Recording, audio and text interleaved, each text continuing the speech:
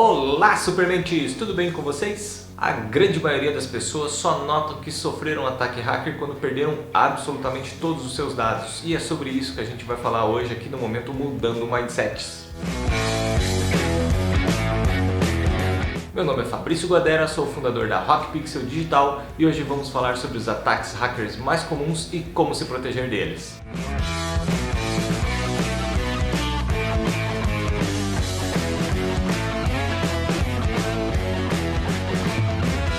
Antes de trazer todas essas dicas para você, quero pedir para você deixar o like aqui no vídeo, curtir o nosso canal, ativar as notificações para receber sempre em primeira mão as nossas novidades. Sem perder mais tempo, vamos aos ataques! O primeiro que eu quero falar é sobre o ataque por engenharia social. Esse é um dos ataques mais comuns praticados por indivíduos que querem ter acesso não autorizado a pessoas ou até mesmo empresas. Nesse tipo de ataque, o hacker se aproveita da inocência ou até da gentileza das pessoas para conseguir algum dado que possa ser utilizado em benefício dele. O hacker pode fazer uso de qualquer meio de comunicação, seja ele pela internet, seja ele pelo meio físico, e ele utiliza de manipulações psicológicas para fazer com que as pessoas consigam entregar aquele dado que ele está precisando. Na maioria das vezes, essa pessoa fala que ela é de uma grande empresa, que ela conhece uma outra pessoa e que está precisando de algum dado, que essa pessoa está incomunicável, que ela está sem telefone, que ele não conseguiu responder o e-mail, e então ele consegue esse dado para que possa ter um acesso. Mas como esse ataque é feito de forma prática? Hoje, com o crescimento das redes sociais, ficou muito fácil você conseguir qualquer dado de alguma pessoa, como telefone, e-mail, parentes, amigos. Fica muito simples de você conseguir essas informações.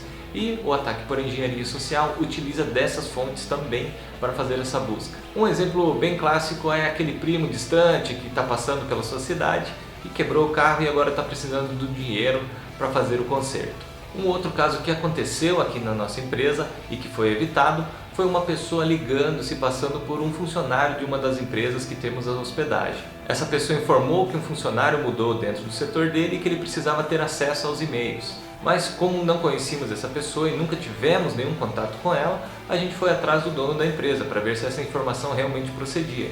Essa pessoa realmente que a gente tinha contato informou que não fazia parte de nada, que nunca tinha mudado um funcionário e que esse acesso era completamente indevido. Então evitamos um ataque por engenharia social de um dos nossos clientes e isso se tornou uma prática aqui dentro da nossa empresa, sempre comunicar as pessoas com quem temos contato. E importantíssimo salientar também que depois dessa tentativa de ataque, nós trocamos todas as senhas de todos os e-mails, de todas as contas que estavam sob nossa gerência. Isso é uma questão de segurança, pois essa pessoa pode ter conversado realmente com alguém dentro da empresa e essa pessoa pode ter liberado acesso. Então nós trocamos todas as senhas por questão de precaução. Mas como me proteger desses ataques? Primeiro de tudo, não acredite em tudo que chega pela internet. Quando a oferta é demais, o santo desconfia. Existem alguns e-mails que chegam informando que você foi intimado judicialmente, mas a justiça não age dessa maneira. Grandes marcas precisam lucrar, elas não vão te dar nada de graça. Então, quando vem alguma promoção informando para você clicar, digitar algum dado,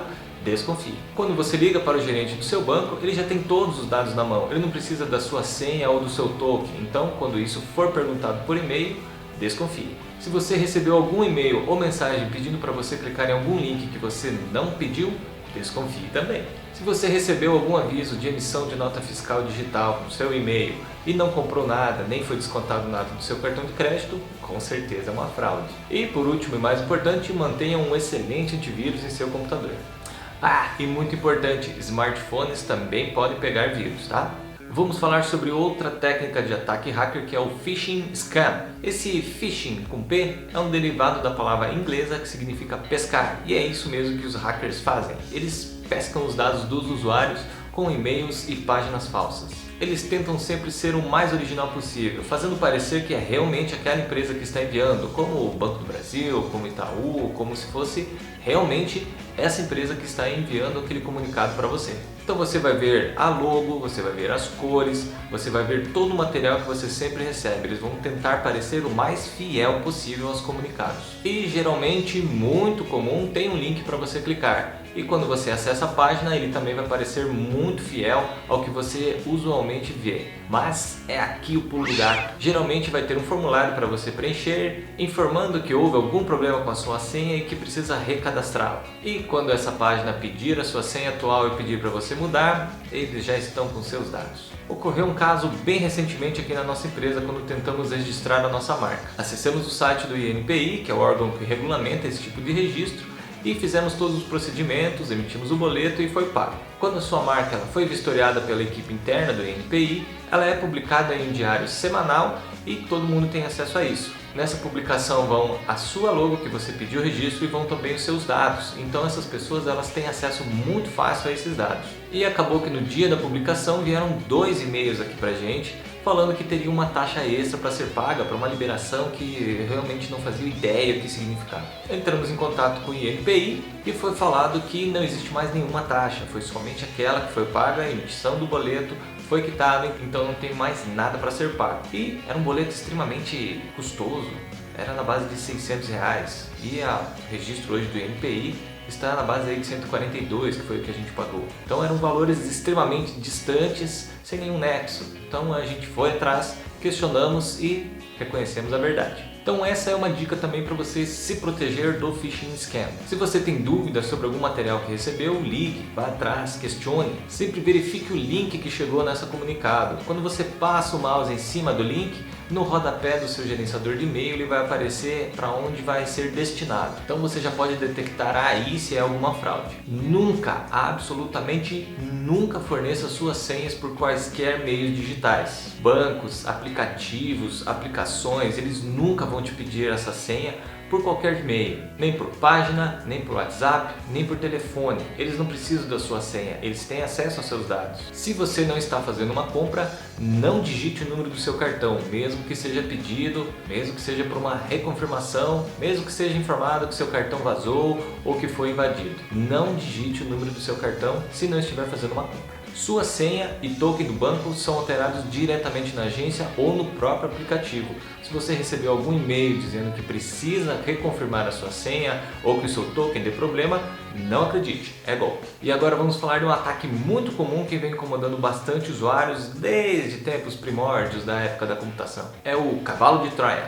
Esse tipo de ataque recebeu esse nome devido àquela lenda dos contos e de filmes que já foram bastante divulgados. A lenda conta que os gregos perderam a batalha e fizeram um presente para os troianos, que era um cavalo todo feito de madeira, e os troianos aceitaram esse presente como um símbolo da sua vitória. Após levar esse presente para dentro das suas portas, os soldados gregos saíram de noite, renderam toda a guarda e acabaram vencendo a batalha. Todo mundo já conhece a história. E daí vem a famosa expressão presente de grego. E realmente é um presente de grego que ele vem transfigurado de um documento do Word, de uma apresentação em PowerPoint, de um screensaver que você pode colocar na sua tela, de um papel de parede, enfim, de várias formas que isso pode acontecer. Então você instalando vai também instalar esse cavalo de Troia. É um presentinho que esse hacker deu para você e agora ele vai ter acesso a muitos dados da sua máquina. Como eu comentei, smartphones também podem ter vírus e esse é um dos principais que podem ser pegos. A partir do momento que o seu dispositivo está contaminado,